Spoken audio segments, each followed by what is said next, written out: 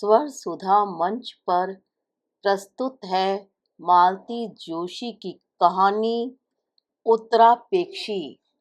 तुम क्या पहन रही हो? सब लोग कहीं जा रहे हैं क्या? भूल गई? शाम को मम्मी डैडी तुम्हें देखने आ रहे हैं। अमित, ये बताओ, ये देखने दिखाने का चक्कर क्यों? यह सब तो अरेंज्ड मैरिज में होता है ना? अरे, चक्कर कैसा भाई? सिंपल सी बात है, ये लोग अपनी होने वाली बहू को देखना चाहते हैं बस।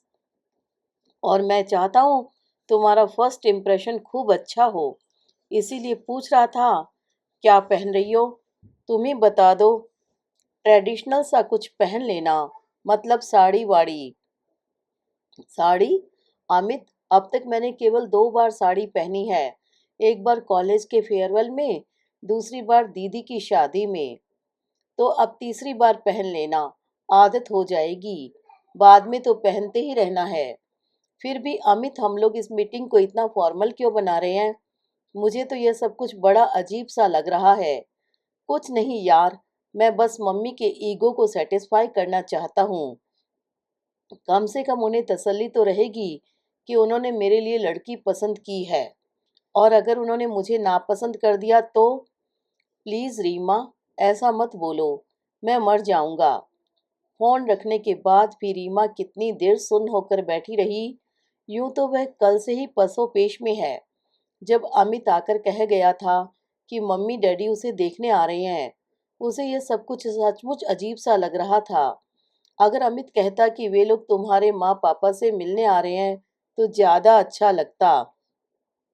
खैर, उसने तो माँ पापा को सही बताया था और कल से ही मम्मी भाभी समधिन के स्वागत की तैयारी में जुट गई हैं। उन्होंने तो शायद कुछ गिफ्ट वगैरह भी मंगा कर रख लिए हैं। रीमा के ससुराल वाले पहली बार जो घर आ रहे हैं।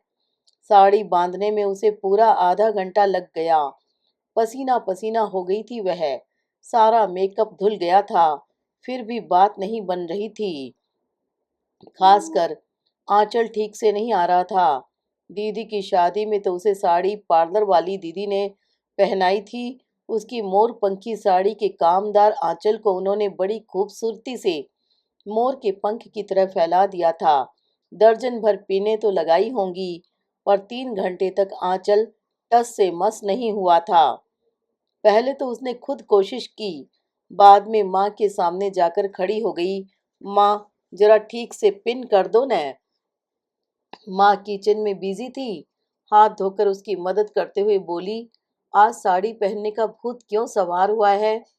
उसने लजाते हुए कहा, अमित ने कहा था जरा ट्रेडिशनली ड्रेसअप हो लेना। माँ फिर कुछ नहीं बोली। जैसा बना उन्होंने पल्ला संवार दिया और अपने काम में लग गई। रीमा कमरे में जाकर फिर से मेकअप ठीक करने लगी। वह अपनी साज सज्जा को फिनिशिंग टच दे रही थी, तभी बंगले का गेट खड़का। उसके बाद देर तक घर में स्वागत सत्कार की गूंज होती रही। कुछ समय बाद माँ उसके पास आई। तू तैयार है न? हाँ, मैं तैयार तो हूँ, पर माँ चाय वाय तुम गोपाल के हाथ भिजवा देना। साड़ी के साथ मुझसे नहीं हो पाएगा। माँ कुछ नहीं बोली, थोड़ी देर तक यूं ही खड़ी रही। क्या हुआ?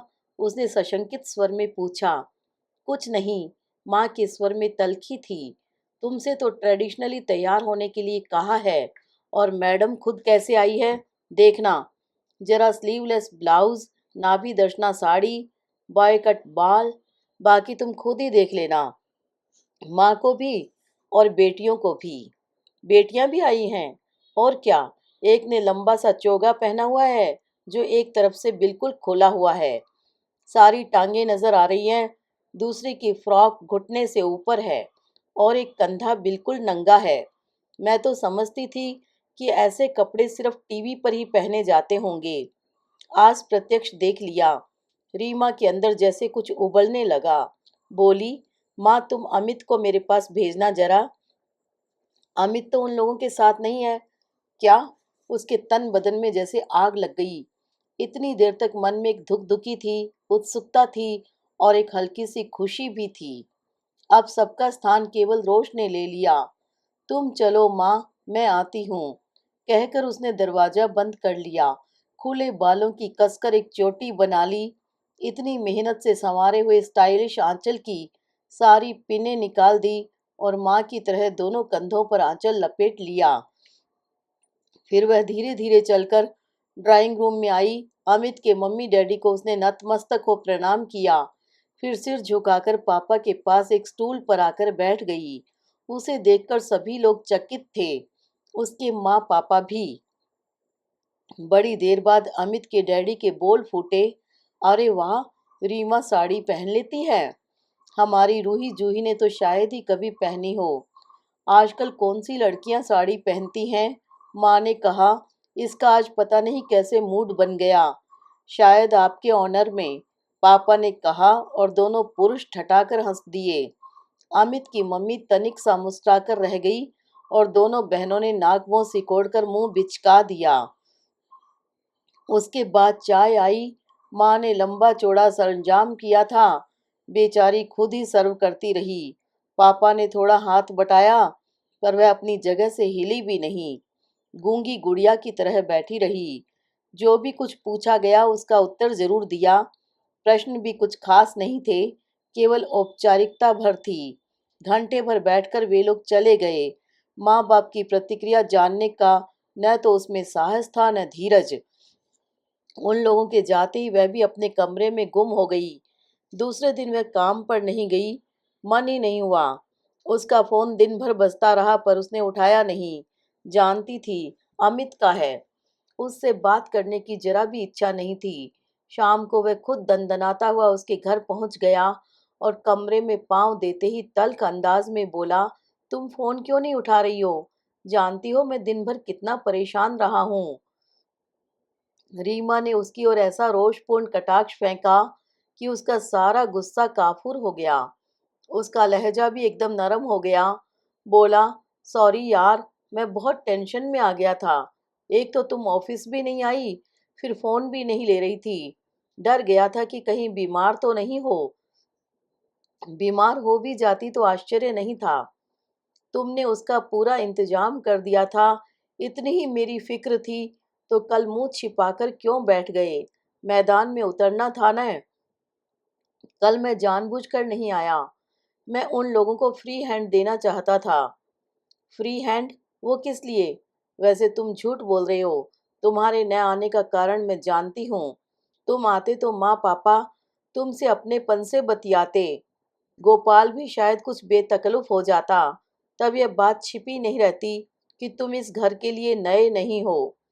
तुम्हारी आमद रफत यहाँ होती रहती है। बेकार की बातें मत करो। हमारी दोस्ती के बारे में सब कुछ बता चुका हूँ। तुम्हारा सारा वर्णन भी कर चुका हूँ, करता ही रहता हूँ। पर कल तुमने ऐसा पुअर शो किया कि बस। पुअर शो मतलब? मम्मी इतना अपसेट हो रही थी, बोली, तुम तो कहते थे कि रीमा इतनी स्मार्ट है, इंटेलिजेंट है, ऑलराउंडर है, टॉपर है। मुझे तो वह एकदम बुद्धू और बॉडम लगी। ऐसा लगा जैसे उसके मुंह में जुबान ही नहीं है। मैं ट्रेडिशनल बहू का किरदार निभा रही थी। बहुएं अपने सास ससुर से, खासकर होने वाले सास ससुर से चटर पटर करें, अच्छा थोड़ी लगता है। और सुना, कपड़े भी बहुत ऊट पटांग पहन रखे थे। ऊट पटांग क्यों? साड़ी पहनी थी, तुम्हारा ही सजेशन था। साड़ी भी ऐसी वैसी नहीं, 2,500 की संबलपुरी पहनी थी। अब तुम मुझे यह बताओ कि जब तुम्हारे घर वाले, खासकर महिलाएं, इतनी आधुनिक विचारधारा की हैं, तो तुमने मुझे ट्रेडिशनली ड्रेसअप होने के लिए क्यों कहा? बेवकूफ था मैं, उसने झल्लाकर कहा। मुझे क्या मालूम था कि मेरे सजेशन को तुम उल्टा ले लोगी और एकदम एक्सट्रीम पर ही चली जाओगी। तो आदरणीय अमित कुमार जी, आपको यहाँ आकर मुझे उन सजेशंस का सही अर्थ समझाना था न। मुझे मेरी सीमाएं तो पता चलती। आप साथ होते तो सही मार्गदर्शन होता, मेरा मनोबल भी बढ़ता। पर आप तो मुंह छुपाकर बैठ गए और मुझे उन लोगों के बीच अकेला छोड़ दिया। खैर, आपकी कुछ व्यस्तताएं रही होंगी, पर मेरी हम उम्र आपकी 2 बहनें भी तो वहां थी। उन्होंने भी कोई पहल नहीं की। यूं कहिए कि मुझे कोई लिफ्ट ही नहीं दी। इतनी देर बैठी रही पर मुझसे एक बात तक नहीं की। उन लोगों ने तो तुम्हें पहली नजर में ही रिजेक्ट कर दिया था। क्या? रीमा का मुंह खुला का खुला रह गया। हाँ, वे लोग कह रहे थे कि इस लड़की को भाभी के रूप में इंट्रोड्यूस कराते हुए उन्हें बेहद शर्म आएगी। तुम्हारे घर में उनकी राय की इतनी अहमियत है? नहीं, उनकी मुझे परवाह नहीं है, पर वे दोनों मिलकर मम्मी का ब्रेन वॉश करने पर जुटी हुई हैं, इसीलिए डर लगता है। रीमा, एक काम करते हैं। क्या? कल परसों तुम मेरे साथ घर चली चलो। उससे क्या होगा? वे लोग तुम्हें नॉर्मल गेटअप में देख लेंगी तो उनका नजरिया बदल जाएगा। अमित, एक किस्सा याद आ रहा है, सुनोगे? दीदी की शादी से पहले की बात है। सबसे पहले तो उनके सास ससुर आकर उन्हें देख गए। जब उन्होंने ओके कर दिया तो जीजाजी अपने एक दोस्त के साथ दीदी को देखने आए। उन्होंने जब दीदी को पास कर दिया तो जैसे लाइन लग गई। भैया भाभी, चाचा चाची, मामा मामी, रोज ही कोई न कोई आता रहा। एक बार तो उन लोगों ने हद ही कर दी। बूढ़ी नानी माँ से मिलाने दीदी को ठेठ रतलाम तक ले गए। यह सब मुझे क्यों सुना रही हो?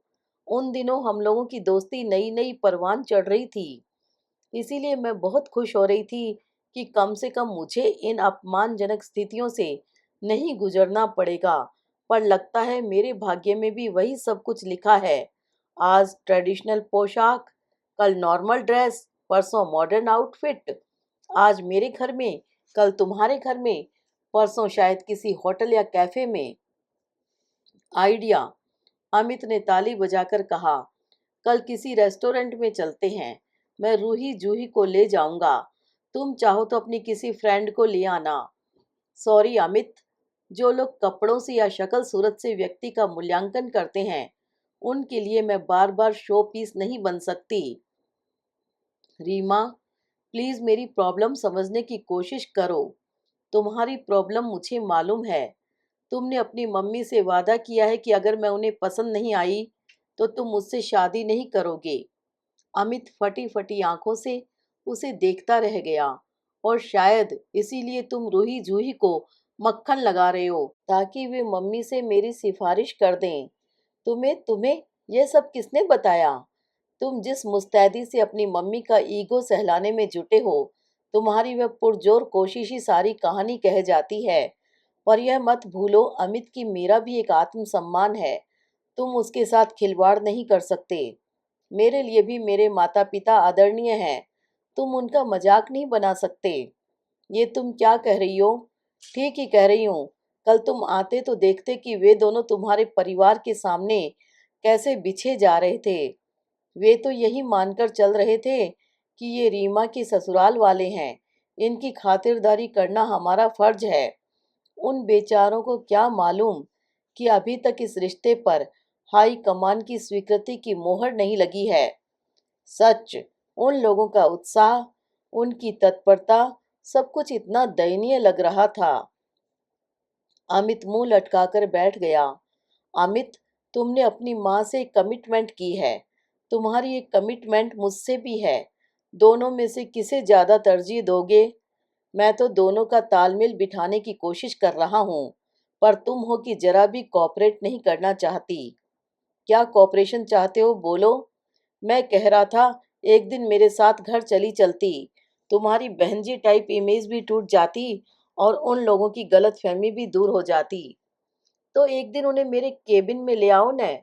मेरा व्यक्तित्व और कृतित्व दोनों एक साथ देख लेंगी। मतलब घर नहीं चलोगी? क्यों नहीं चलूंगी, पर एक बार विश्वास तो दिलाओ कि वह घर मेरा है। फिर जब कहोगे, जहाँ कहोगे चली चलूंगी। जिससे मिलवाना चाहोगे मिल लूंगी। अपनी शक्ति भर उन लोगों को रिझाने की कोशिश करूंगी।